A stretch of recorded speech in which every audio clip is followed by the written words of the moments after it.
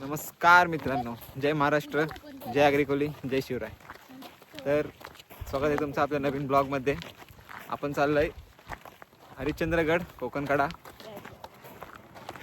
तर या गडावर जाण्यासाठी आपल्याला भरपूर वाटा आहेत.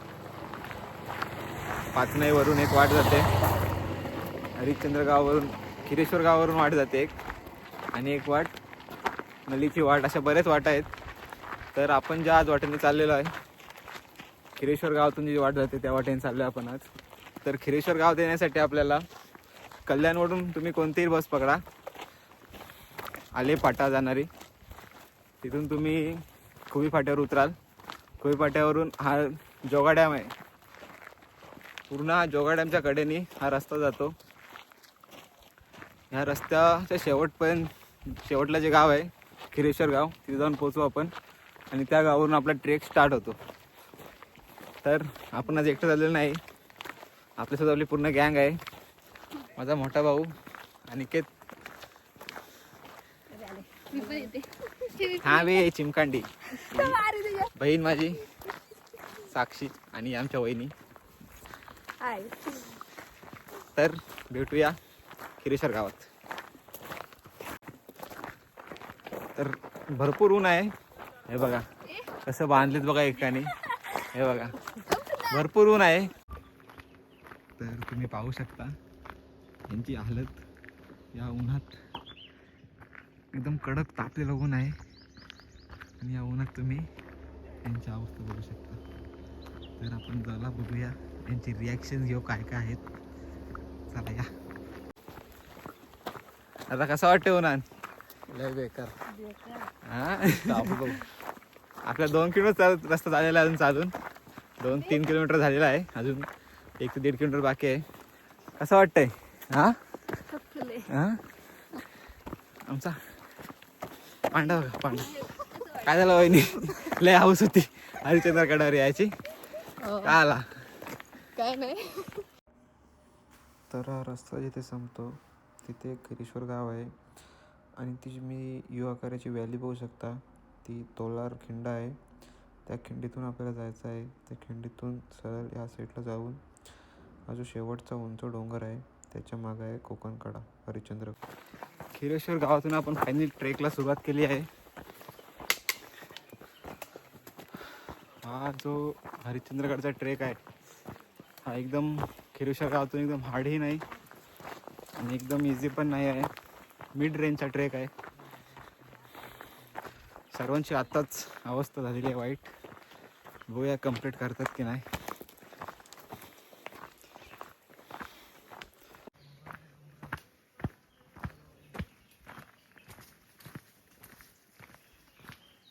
पावसाळ्यात तर अजून भारी असेल. भरपूर सारी कारवी मेंढरं आहेत रस्त्यात, बकऱ्या.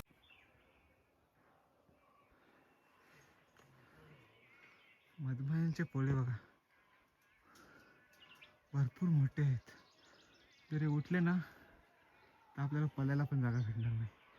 आणि माझा आवाज भरपूर दम लागला आहे, अजून 20% पण झाला नाही, आणि हीच अवस्था आहे. बघू शकता तुम्ही सगळ्यांची तोंड भरपूर. पाणी पिऊया. कुठून जायचंय? तर भरपूर वेळानंतर सावलीत आलोय. खूप बरं वाटतंय. सर्व गँग पण खूप त्यांना जरा रिलॅक्स वाटलं की सावलीत आली. प्रत्येकजण आता उतरत आहेत. आपण चढायला सुरुवात केली आणि बाकी जण आता उतरत आहेत, कारण आज संडे होता. लवकर जा, कोकणकडा पोहोचा.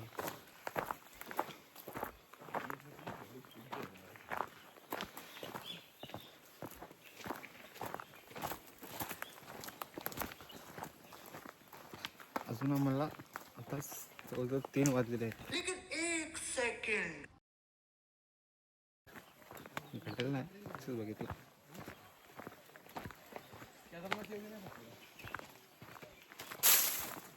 कमी जवळजवळ 3 वाजून गेलेले आहेत, आणि अजून आम्हाला खूप कोकण घाटावरती पोहोचायला 3 ते 3.5 तास लागणार आहेत. म्हणजे जवळजवळ आम्हाला 6:30-7 वाजतील. तर तुम्ही कुठल्याही ट्रेकला जाल किंवा कोणत्याही रेंज ट्रेकला जाल तर अशा प्रकारचे निशाणे रस्त्यात ठेवलेले असतात. काही चिंडी बांधून ठेवलेली असते किंवा बाटल्या अटकवून ठेवलेल्या असतात. तर जवळजवळ 1 ते 1.5 तास ट्रेक केल्यानंतर थोडा उशीर आम्ही थांबलो. एका ठिकाणी बसलो, आराम केला, थोडंफार खाल्लं, पाणी बिणी प्यालो कारण की उन्हामुळे पूर्ण एनर्जी लॉस झालेली. त्याच्यामुळे थोडा आराम केला आणि लगेच निघालो खाऊन कारण की आम्हाला कोकणकडा पोचायचं होतं अंधार होण्याच्या आधी. त्याच्यामुळे जास्त टाईमपास नाही केला, लगेच निघालो.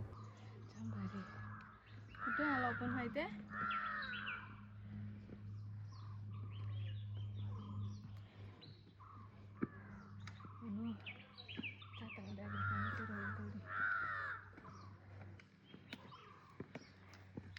कुठून आलो आपण? कुठून आलो दिसतंय दिसतंय इथून दिसतंय. काय आपण कुठून आलो तर दाखवतो पुढे. तेव्हा बघा तिकडून आलो. हरिश्चंद्र गडावर पोहोचलेलो आहोत. हा आहे हरिश्चंद्र देवाचं मंदिर आणि तिकडे ती 4 स्तंभांची प्रतिमा आहे, मूर्ती आहे. 1 मीटर उंचीची शिवाची पिंड आहे. तिकडं गुफा आहे, ते आपण उद्या बघू. उद्या सर्व बघू. आता खूप अंधार झालेला आहे. अजून आपल्याला कोकणकड्याला जायचं आहे. तिथं राहून आज नाईट स्टे आहे आपला. तर सर्व आपण उद्या एक्सप्लोर करू. चला चलो.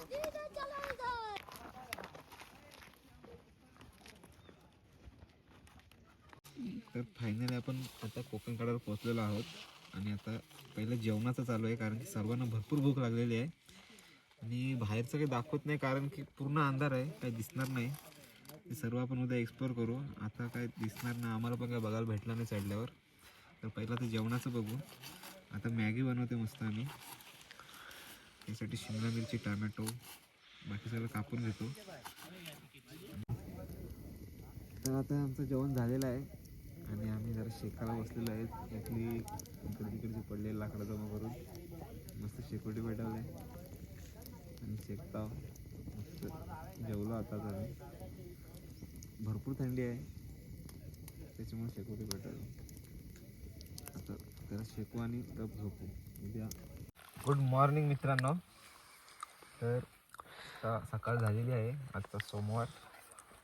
आपण कोकणकड्याच्या हा समोर जी रेलिंग आहे ती कोकणकड्याची रेलिंग आहे पूर्ण आणि सध्या भूक लागलेली आहे. पहिलं मॅगी बनवतो, ती खातो आम्ही आणि नंतर मग सर्व फिरू इथला.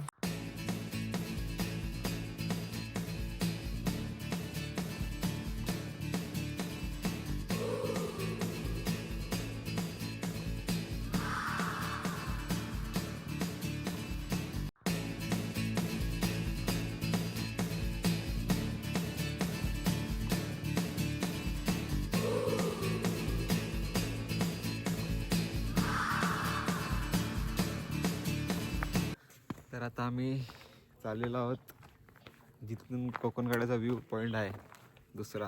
कोकणकड्याची पूर्ण कडा ज्या पॉईंटवरून बघता येते त्या पॉईंटला चाललो आहेत आणि फोटोशूट झालेला आहे आमचा.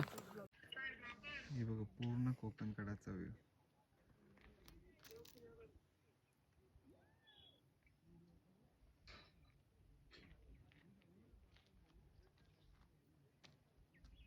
पूर्ण धुका आहे, काय दिसत नाही समोरचा.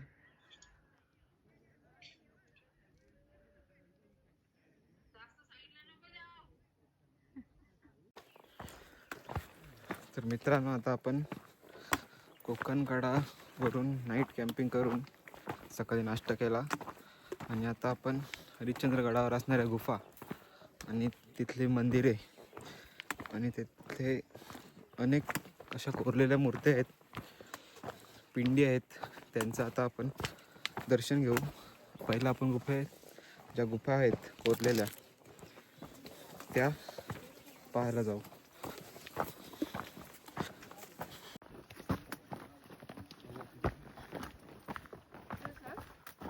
वरती तर या समोर आहेत कोरीव काम केलेल्या गुफा.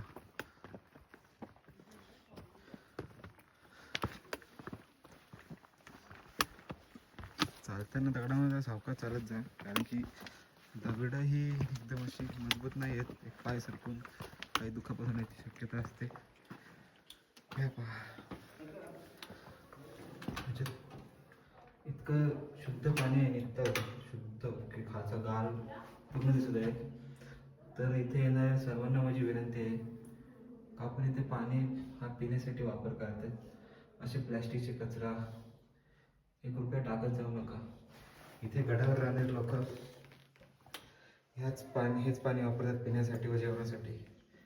तरी कृपया सर्वांना विनंती आहे की अशी कचरा टाकू नका. ह्या आहेत हरिश्चंद्र गडावरील गुफा. या गुहेत असणाऱ्या शिलालेखांवरून असे समजले जाते की ह्या गुफा 10व्या ते 11व्या शतकात कोरलेल्या असाव्यात. तसेच या हिंदू लेण्या आहेत असे अनेक अभ्यासकांचे मत आहे. बसण्यासाठी उत्तम जागा आहे आणि ती गुफा दरवाजा किती सुरेखप्रमाणे कोरलेला आहे.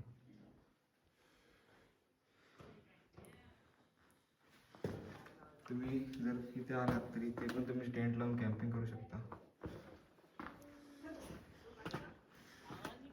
बघा,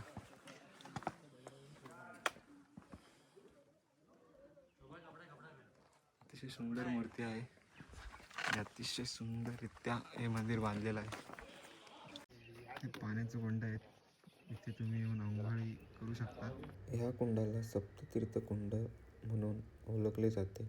या कुंडात 14 देवड्या आहेत व त्यात विष्णुमूर्ती ठेवलेल्या आहेत. आणि हे आहे हरिश्चंद्रगडावरील मुख्य मंदिर.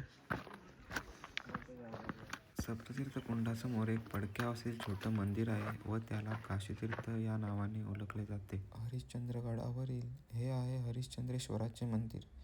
हे मंदिर हेमांडपतील बांधणीतील असून या मंदिराला पायापासून ते कळसापर्यंत अतिशय सुंदर व आकर्षक कोरीव काम केले आहे.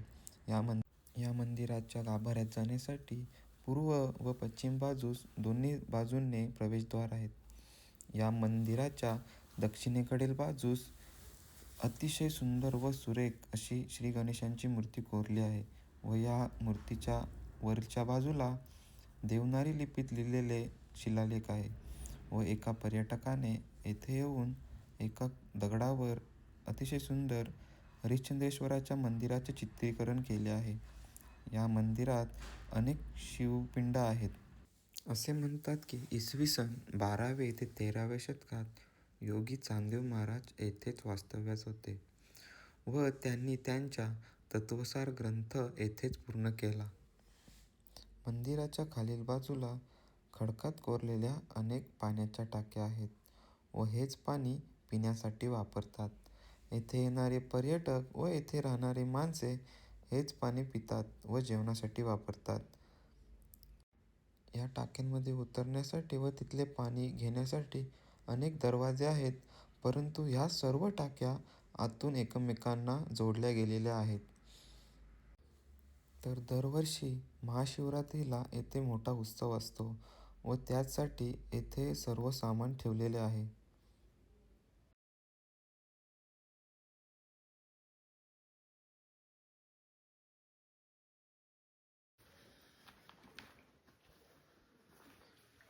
आणि जे पिंडीवर अभिषेक घालतात त्याचं पाणी इकडून ह्या वाटेने इकडे खाली जातो.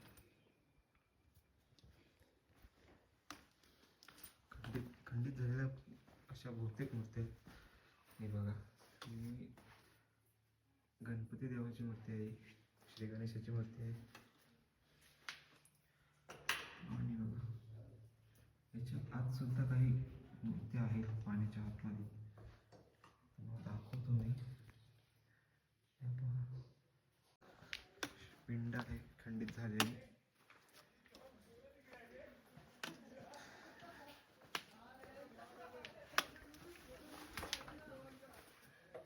किती पिंडी आहे तिथे.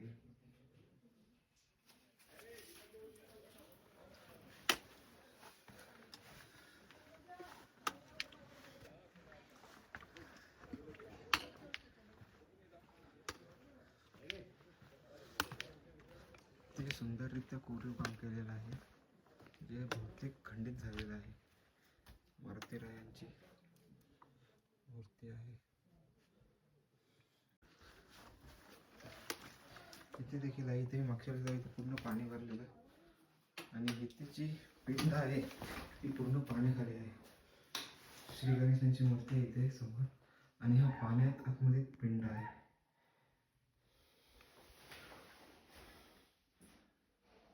इथे ती पिंड तुटून खाली पडलेली आहे आणि ही सर्व पिंड आहे.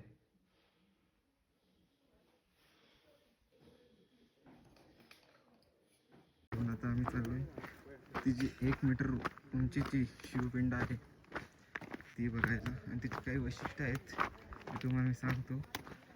जरा रस्ता घसाडा आहे, सावकाश उतरा.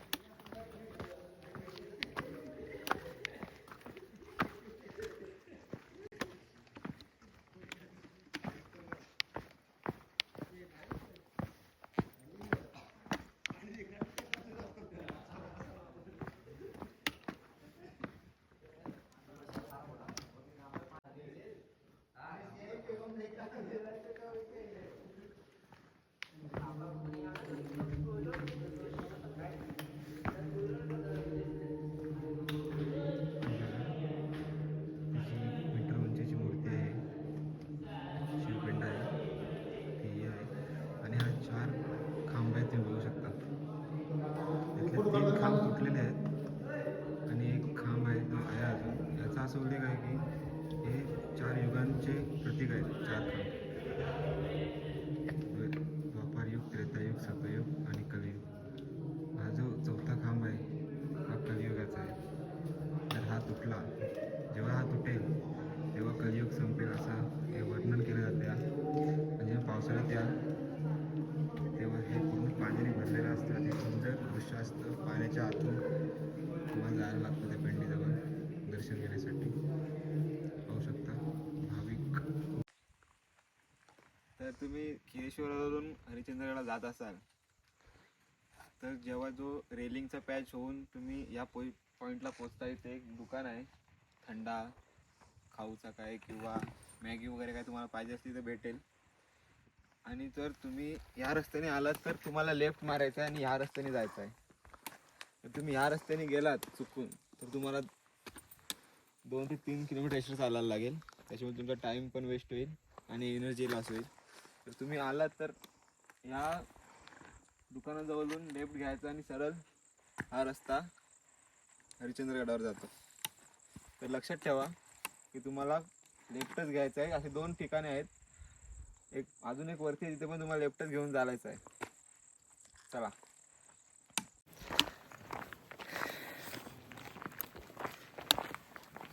तर ट्रेक पूर्ण करून आपण आता परत पुन्हा खिरेश्वर गावात उतरलेलो आहोत. जवळजवळ 3.5 तास उतरल्यानंतर आपण खिरेश्वर गावात पोचतो. आता ते जर आपलं नशीब चांगलं असेल तर आपल्याला खुबी फाट्यापर्यंत जायला गाडी भेटते, नाही तर पुन्हा 5 किलोमीटर जोगा डॅमच्या साईडनं चालत जायला लागतं. तर भेटूया अशाच नवीन ब्लॉगमध्ये.